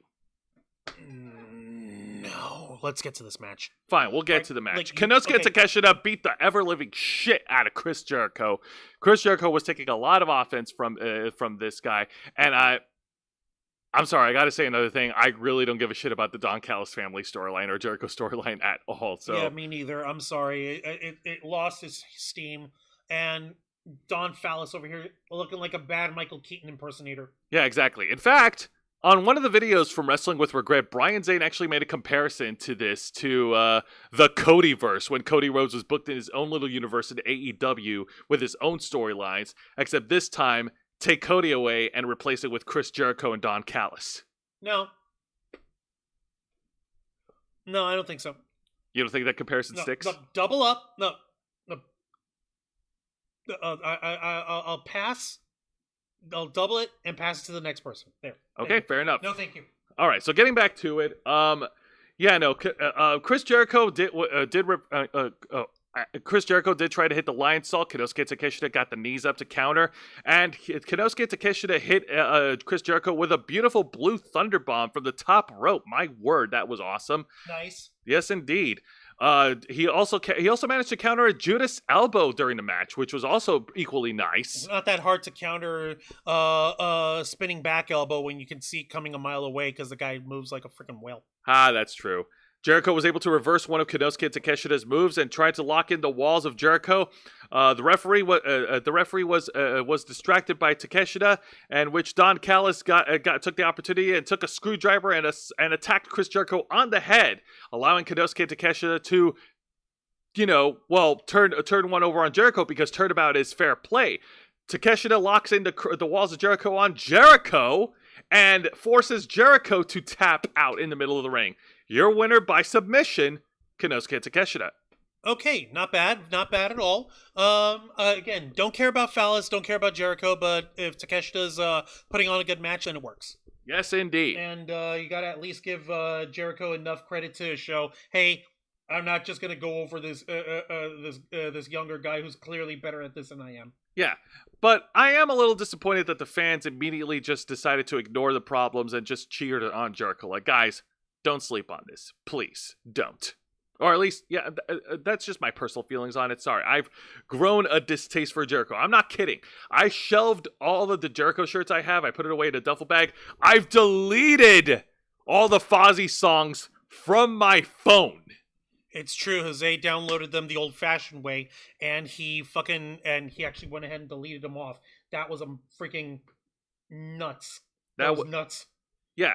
And Tony Khan thought it was a bright idea to just ignore the problem and pretend that it'll go away on its own. Oh, what's his face? Vicente in the chat. Chris Jericho seems in the last 5 or 10 years, he goes back and forth between fat as fuck and totally shredded. I know, right? What the fuck, old man?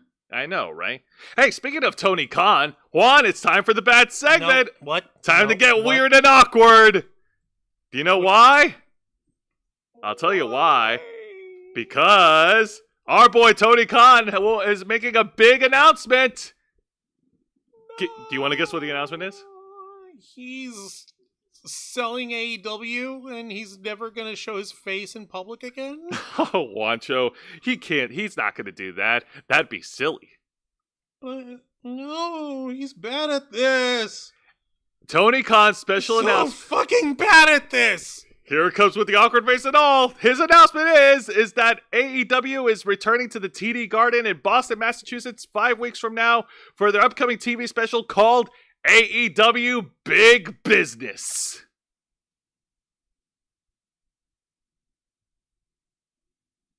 Yeah! Big business!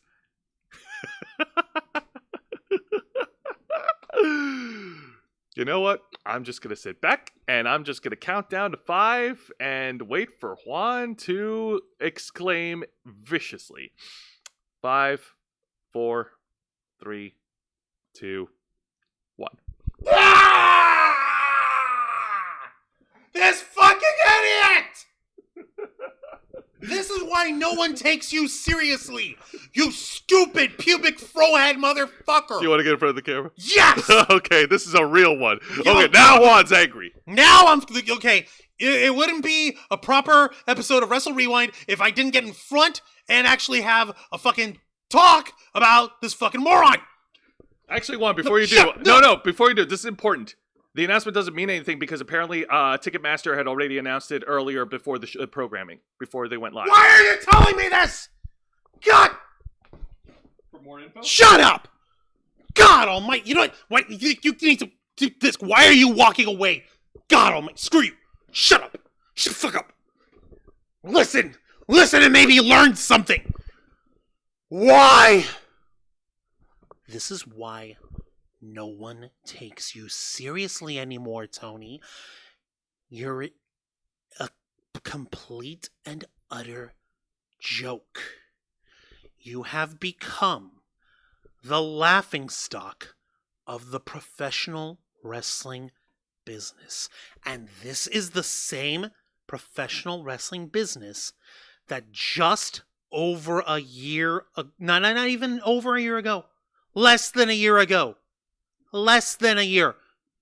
where one of the most ridiculous things that you could have happen in the world of professional wrestling is having a zombie character who's a Frankenstein, who's also Canadian, But not just any kind of Canadian.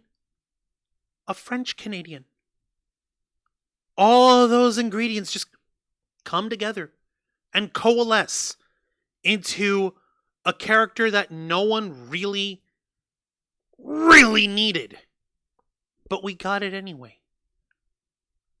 You have become more ridiculous than that.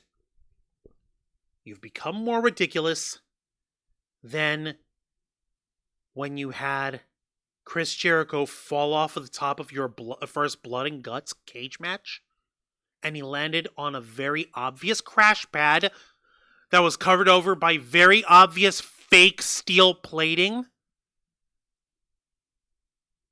This was more ridiculous that, you know what? I don't even have the words for it anymore. I really don't. Tony Khan is a lost fucking cause. He will not learn. He refuses to learn. He refuses to listen to reason. He will not listen to reason because reason makes sense. Reason has a form of logic behind it. It has a progression. It has a step-by-step process. You can have surprises. You can have little tweaks here and there where people will not know what's coming. And this is fine. But this doesn't qualify for a big announcement. This hardly qualifies as an announcement. Like Jose said, fucking Ticketmaster broke it before you did. That's embarrassing. You got scooped by Ticketmaster. This not only shows a lack of self-awareness, it shows absolute disregard for reality as a whole.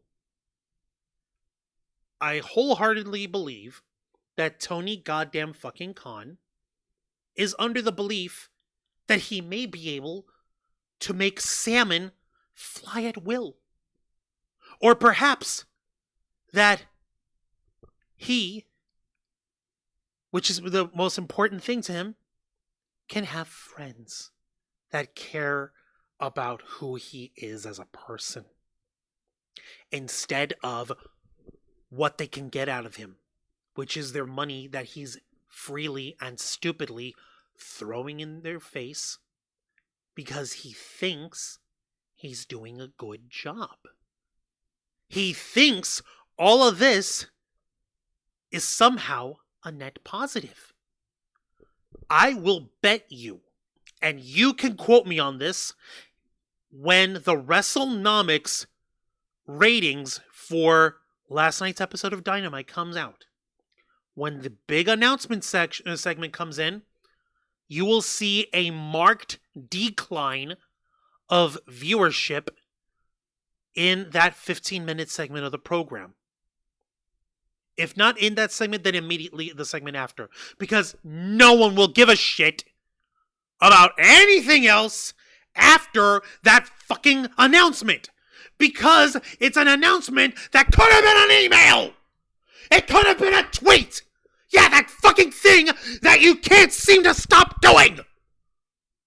You're carbon bonded to your Twitter machine. Fuck you for that. Go get some head. Get your dick sucked. And do it legally, too. Go to Nevada. Go to any brothel outside of Clark County where prostitution is legal. Find yourself the finest, the most beautiful, the most expensive, the most luxurious lady of the night that you can. And have her blow your mind. Because I swear to God, maybe, just maybe, that'll make you act like a fucking human being again! This could have been an email. Fuck! Marlon Brando. Now, before we move on, there is one piece of info that might turn this announcement into a net positive. Oh. It's not confirmed, but there is news circulating that the former Sasha Banks, who's going by Mercedes Moné, will be making her debut at AEW Big Business since it's taking place in Boston, Massachusetts, her hometown.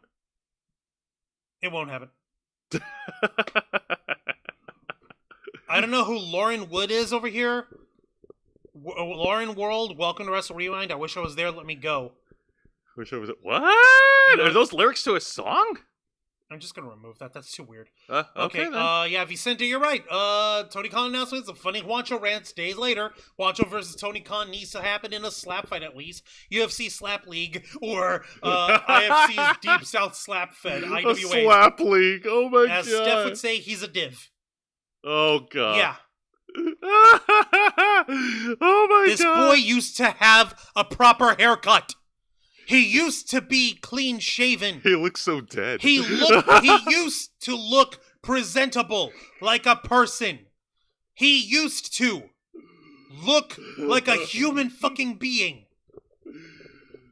But now, this fucking pubic fro head. I'm corpsing too hard, guys.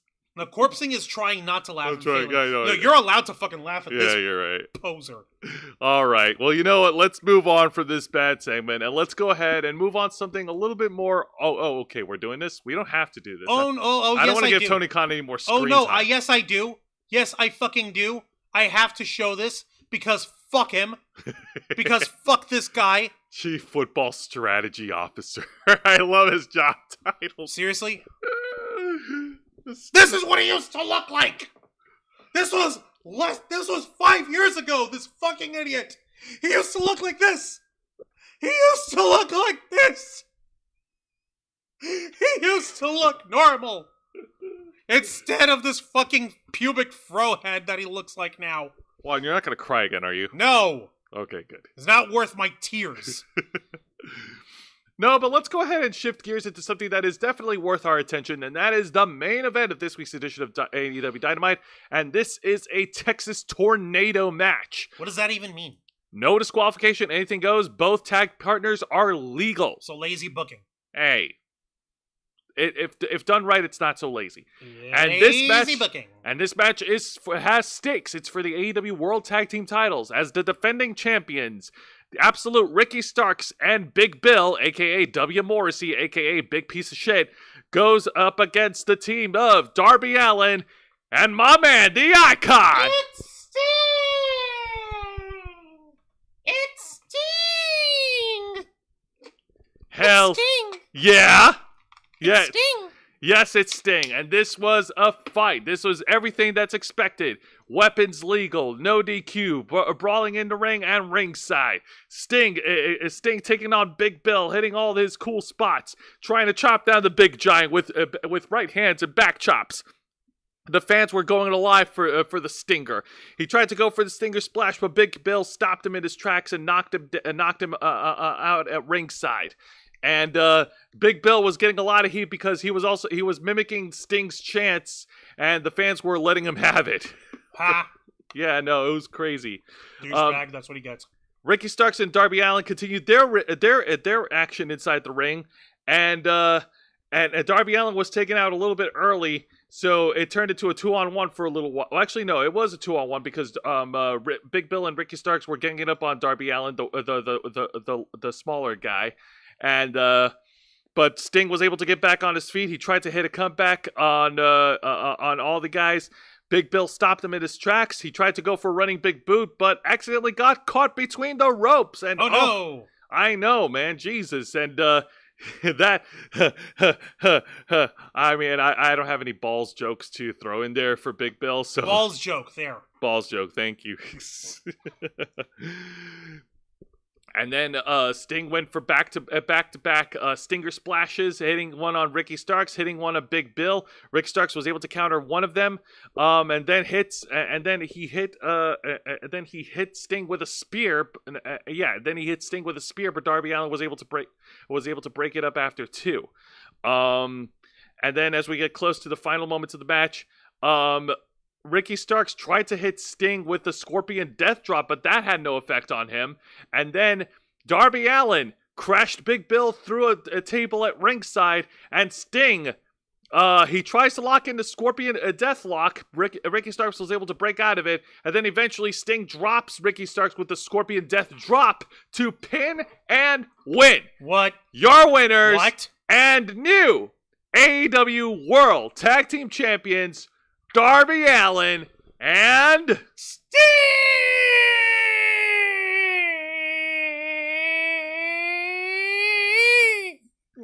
It was an amazing celebration. The fans cheered loudly for both guys. There was confetti. Everyone was in delight. There was so much happiness. We could finally end the program on a good note, right?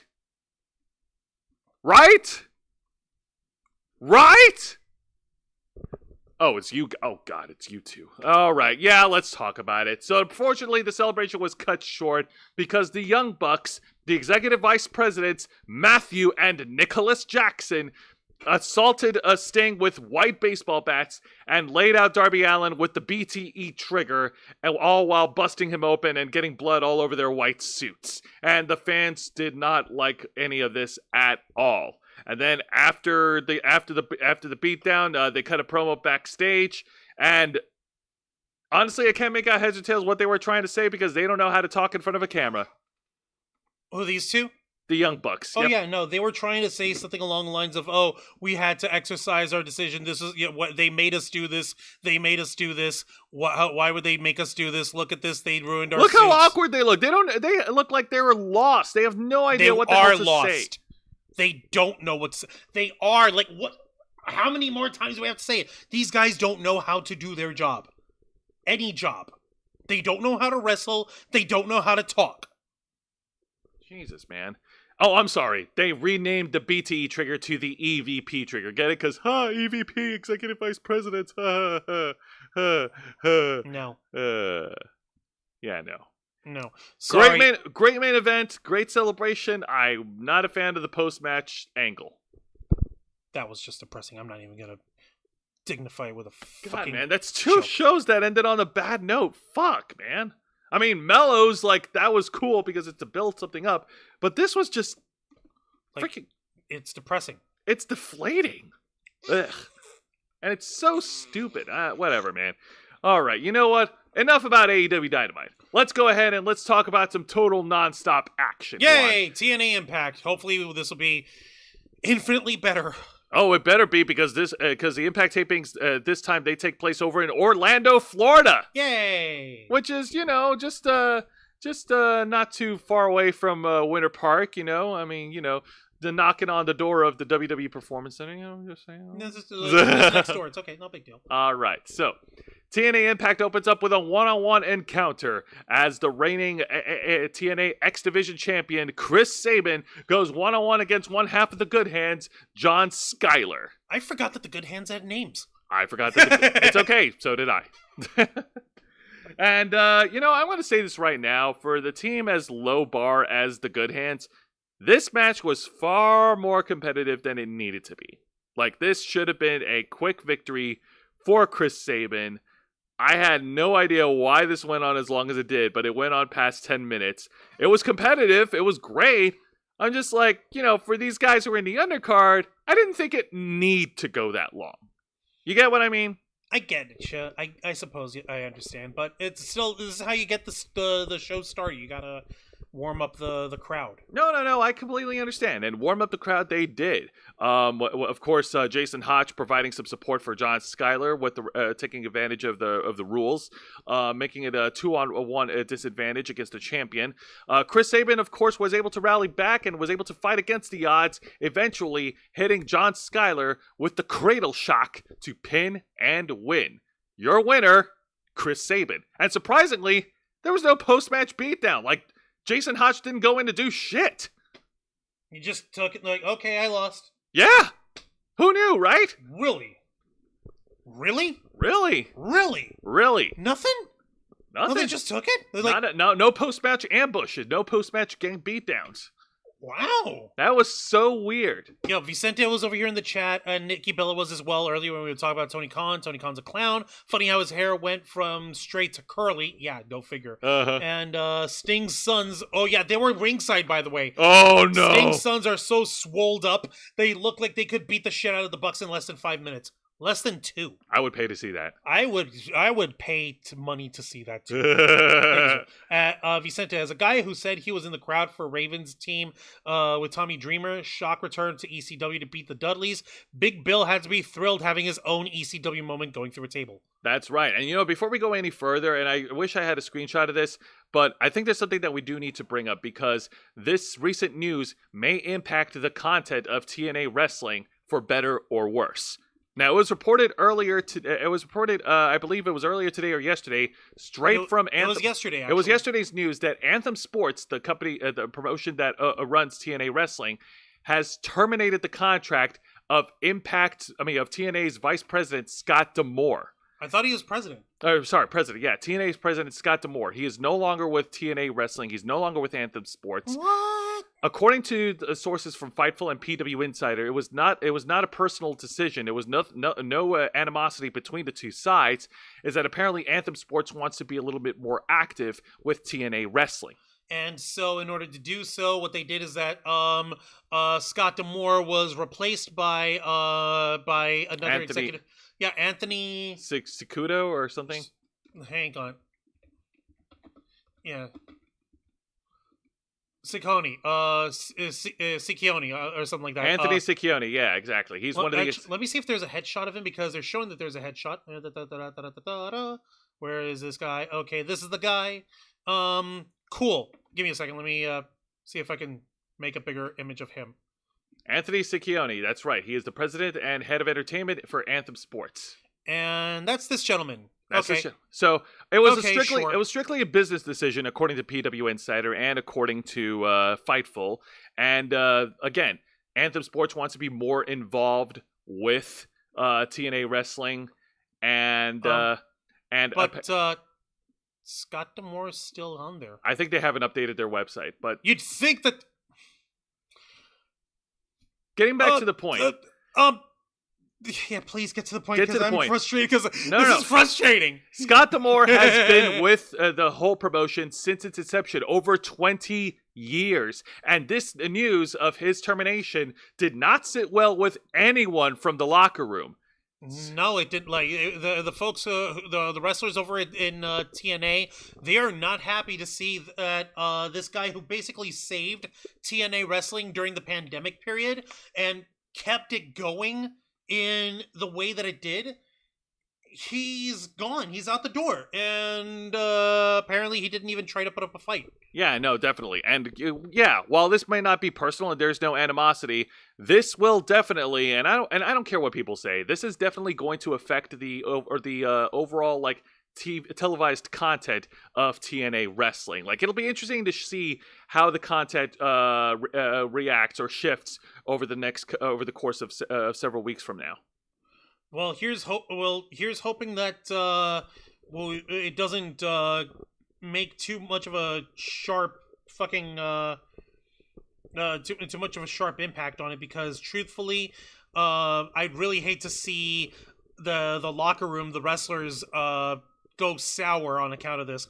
I'm hoping that there's enough of an infrastructure, or at least there's enough of a presence of mind amongst the locker room for them to step forward. Like, okay, we lost Scott D'Amore, but that doesn't mean that we're falling apart. It's not the end of the universe. TNA's gone through a hell of a lot worse. We went through Dixie Carter, for Christ's sake. Let's just chill and let's continue doing our work. We're going to do our part to keep making TNA as good as how he left it, maybe better. On that subject, though, big kudos to Gail Kim, the TNA Hall of Famer, and to Tommy Dreamer. They were both managing a Zoom call with the talent, and the talent were frustrated, rightfully so, to which Tommy Dreamer and Gail Kim basically told them, like, hey, listen, they hear you, they understand the problem.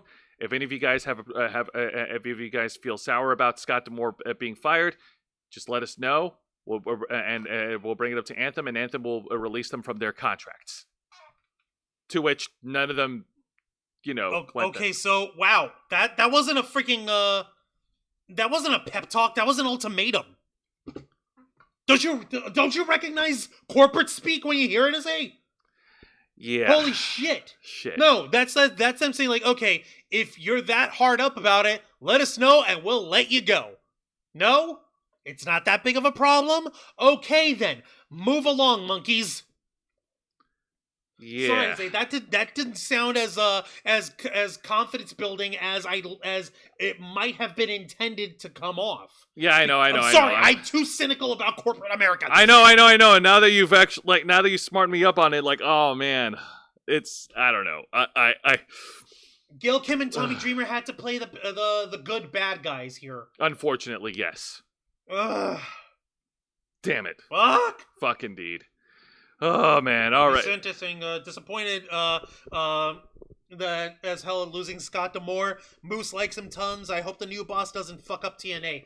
Fingers crossed. Well, only time will tell. And TNA, like we said, it's weathered through worse. So here's hoping. And Scott D'Amore, thank you very much. And we're not going to say the line.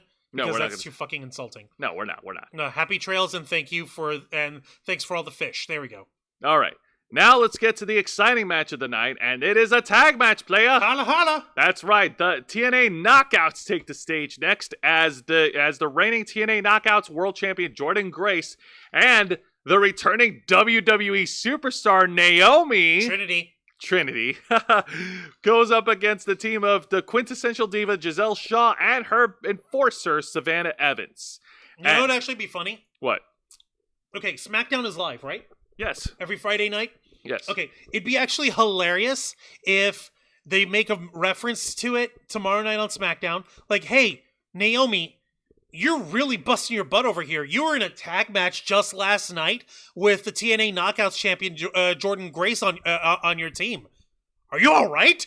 Are you sure you're not overworking yourself like this? It's like, oh, please. You know, I've got the glow. I can rock this. Like, it'd be fucking hilarious if they lean into that. They already are making reference to TNA anyways. Might as well fucking go full hog on it and have fun with it. That would be really fun. It'd just be a funny little nod like, oh, by the way, that's pre-recorded, but hint, nudge, nudge, that's just how badass Naomi/Trinity Fatu is. She's so bad she can work in 2 companies and not be exhausted. Haha. Exactly.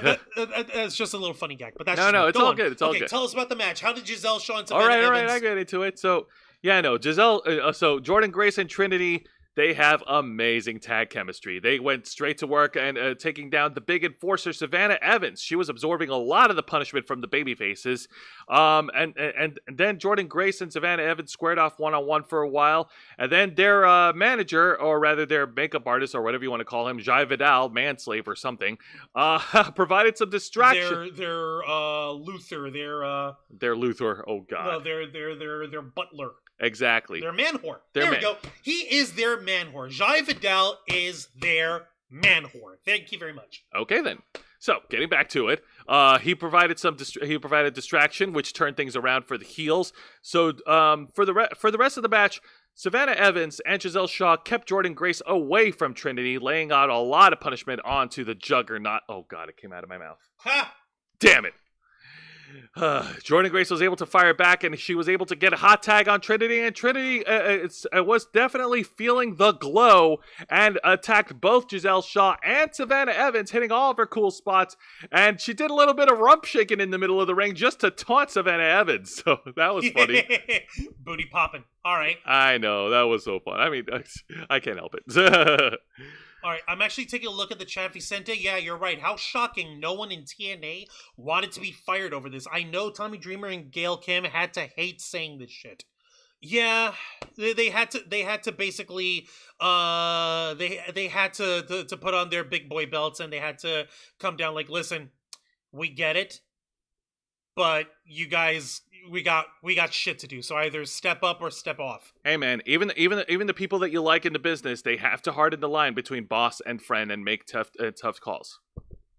Unlike Tony Khan, who doesn't know how to be that. You hear that, Tony Khan? You hear that, Tony? You freaking pubic frohead motherfucker! So after Jordan Grace and Trinity knocked Giselle Shaw out of the ring, they've turned their attention on Savannah Evans.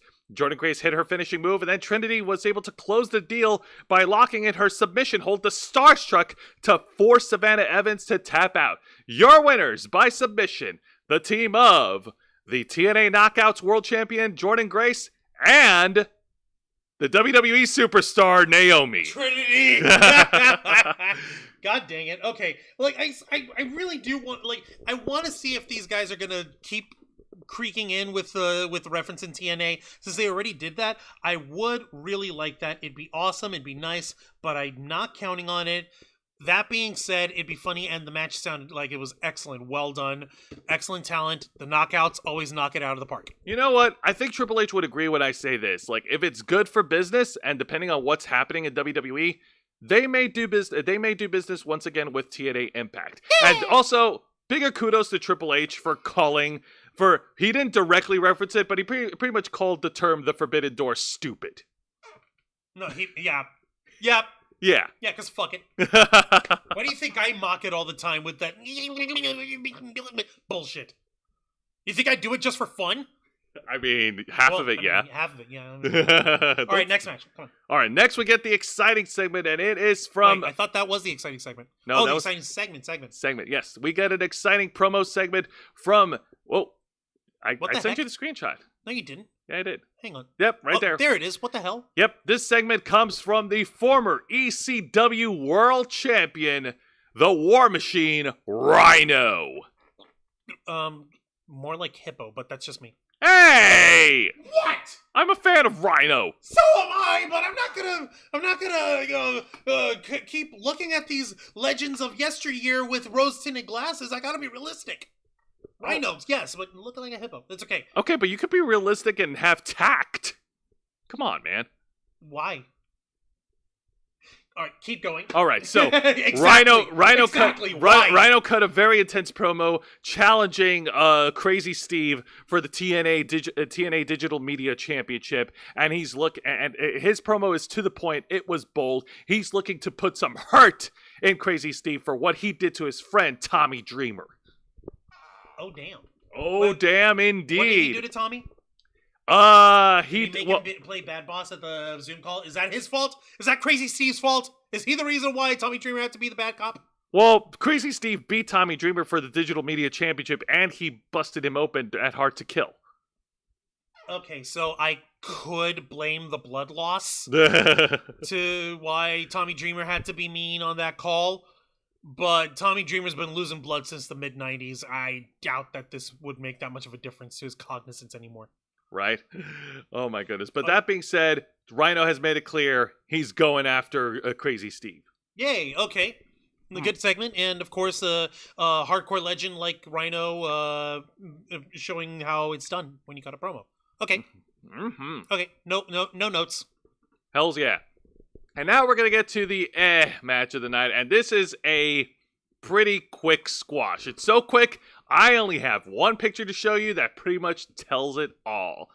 It is a squash featuring the former member of the Design, Big Con, or Con, whatever you want to call him. I'll call him Connor, because I still call him Connor from the WWE, and he took out two jobbers in the middle of the ring. Now, as of right now, at this point, the Design has dissolved. Crazy Steve, Khan, and Alan Angels have pretty much split up, and there's a bit of a power war between the members. And Khan is making a statement because he wants to get control of the Design. What? It doesn't mean shit. What?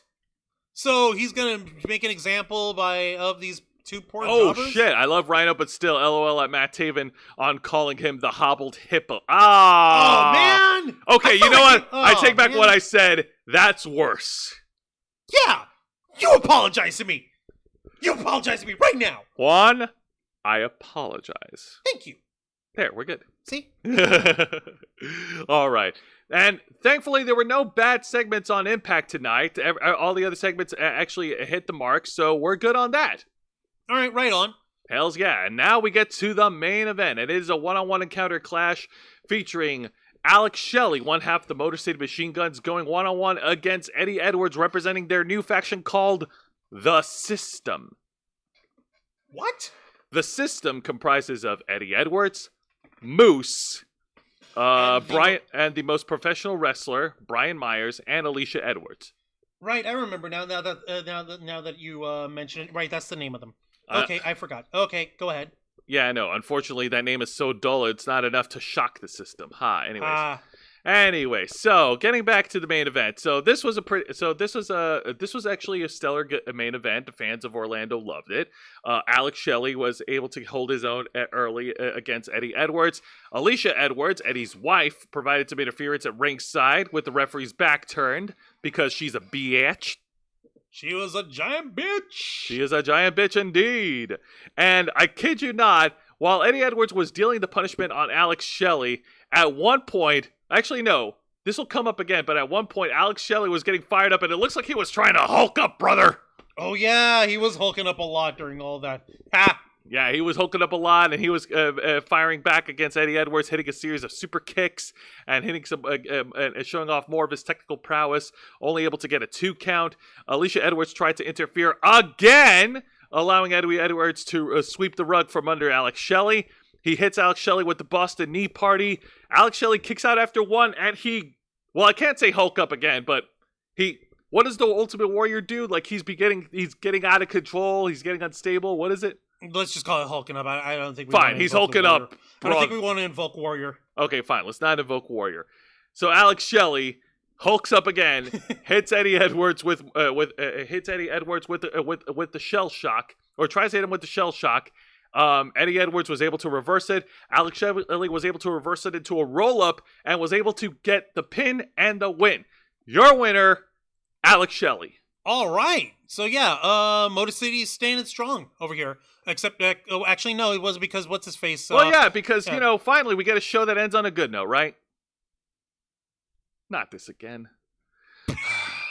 guys. They decided to try to fuck up Alex Shelley after this match. I swear, man, this feels like a medical condition, and I am suffering from post-match celebratory fuckery or whatever. But it's okay. Someone came to the rescue. That's right. As the system were about to put the beating on Alex Shelley, out comes 2 guys to save Alex Shelley from the gang beatdown. And that is, go ahead, show it. On the picture in the center is Kevin Knight, and all the way to the left is the former NXT Cruiserweight Champion, the Time Splitter, Kushida. Okay, so Time Machine and the Knight, whatever, I don't have a. It's okay. Sorry. Okay. Point is, they saved Alex Shelley. These guys are standing strong, and this looks. At least these guys are okay. At least these guys were okay, and they ended the show on a good note. Thank goodness. There's so much bad news. No, well, not bad news, but dang, man, the other 2 shows ended on a bad note. We finally get one that ended on a good one. Vicente is saying, nice seeing Khan squash guys in handicap matches. I miss seeing Giants do that. Right? That's so cool. But that is cool. At the same time, it kind of feels like a little flat because, like, what do these guys matter to any of this? Why would you do that to them? Exactly. They'd have nothing to do with you. All right, and now we've reached the end of the reviews. Juan, ring the bell. Don't mind if I do.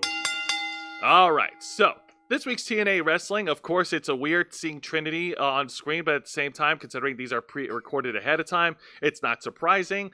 We'll definitely see how things turn out for Trinity until eventually she's not on TV anymore. On TNA programming anymore. The other matches were pretty good. Solid opening match with Chris Sabin. I still argue that it could have been a lot shorter and it didn't need to go that long. The main event was definitely a lot of fun. Too much interference from Alicia Edwards, in my opinion. I think they need to dial that down a lot on the chicanery at ringside. Mm-hmm. And you're right. Alicia Edwards, she needs to chill her ass. At least if she's going to be involved physically, they need a lady on the other side of the corner in order to go up against them. Exactly. So that's just my 2 cents. No, you're good. You're good. Now, this week's edition of AEW Dynamite opening match was pretty good. Finally, they pulled the trigger on the heel turn from Hangman Adam Page. But the fucking table thing killed it. That table thing that just flopped. Oh my god. Okay, one question. Why did we have a table spot at the beginning of the show? And then we had another table spot. Well, it was at the end, right? And near the end, yes. At the end of the show with Big Bill and in the tag team championship, right? Because the AEW can't help themselves. Save the table for the match that matters. Nope. So yeah, opening match was fun. The main event was definitely great. Awesome, because I will pop for Sting no matter what. All the other matches in the middle of the card, Tony Storm versus Red Velvet was definitely more entertaining. I'm not a fan of Jericho, and I'm really getting sick and tired of seeing his shit with Don Callis on screen. There was an 8-man tag match featuring the Blackpool Combat Club versus the Luchadors from CMLL due to a Lucha Libre invasion, which I thought was good, but the finish was a wet fart. Okay, it was a 8-man tag? It was an 8-man tag between the Luchadors from CMLL. Okay, so that would be Moxley, Yuta, Claudio, and Debray? Yes. Okay, so all the Blackpool Combat Club. Yeah. Okay. And the match ended with Claudio hitting a low blow on one of the Luchadors to get the win. Like, that's why I said it ended in a wet fart. What? Claudio using a low blow? Okay, I get that these guys are supposed to be the heels. I get that these guys are supposed to be the bad guys. But Claudio doesn't need to fucking low blow nobody. This is Claudio fucking Castagnoli. He is the Swiss Superman. He is like the European excellence of execution. Also, this is supposed to be an invasion. Why would you cut the legs from under the CMLL early on? Why did they cut the legs from under WCW early on? In the you're right. It's almost as if Tony Khan has not learned from the mistakes of the past from everybody else. No, he hasn't. Why would he? Speaking of Tony Khan, dude, no. I'm siding with Juan on this one. This could have been an email. This could have been just an announcement on your website. All right, man? You didn't have to go that far. And the fact that somebody else announced it ahead of you... And it was Ticketmaster of all people. Ticketmaster of all people just deflates it even more. God almighty. I literally just can't with this fucking nerd anymore. Now, and I'm a fucking nerd too. Now, this week's edition of WWE NXT following up from NXT Vengeance Day, that was pretty fun. The Wolf Dogs continue to be one of the most entertaining things on television, and I can't wait because of the exuberant fucking excitement of Braun Breaker and Baron Corbin. Corbin is just like, he's playing like the older brother, like, oh my god, this guy's so annoying, get him off. It's so good, but Baron Corbin's the worst. But anyway, Corbin's the worst. Everything else on the show was pretty good. Roxanne Perez versus Lola Vice was a lot of fun. Let's see here. Lexis King took on Riley Osborne in a pretty awesome match. Lots of high flying, good stuff. Great lucha things? No, they're not luchadors. It's just high flyers. Come on, that would be incorrect. No great lucha things? There was some great lucha things from Axiom following the celebration of the Wolf Dogs, but that match was thrown out the window because the Wolf Dogs destroyed both tag teams. But anyways. Ow. Yeah. I'm sorry. The main event was fun, though. Dijak versus Dragunov. And yes, of course, the storyline, even though despite being dragged out, the storyline with Mello and Trick continues to be one of the most compelling storylines on WWE programming. Nice. Okay, so at least we got that going for it. All right, so that takes care of that. Jose, do we have any announcements for anything coming up with Wrestle Rewind? Well, I don't have any special announcements at the moment. No, I don't have anything spectacular to announce, but next week we'll return to our regular format. So don't worry about us having to, half-ass anything. Don't worry, folks. Everything's going to be fine. All right, fantastic. Glad we can. I'm glad to know that, Jose. Thank you so much. Hells yeah, Juan, plug us away. Don't mind if I do. Ladies and gentlemen, boys and girls, and everybody in between, thank you very much for watching this week's live stream edition of Wrestle Rewind, hosted by Jose Casabona,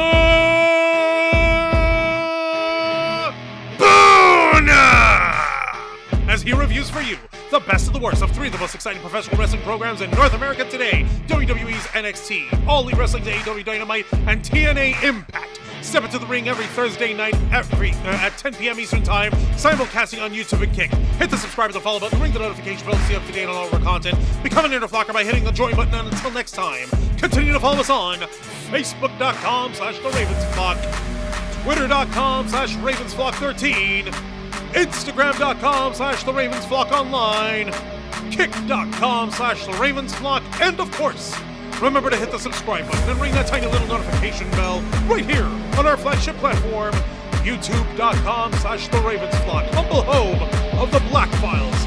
Los Amigos Play Wrestle Rewind, and the Ravens Flock.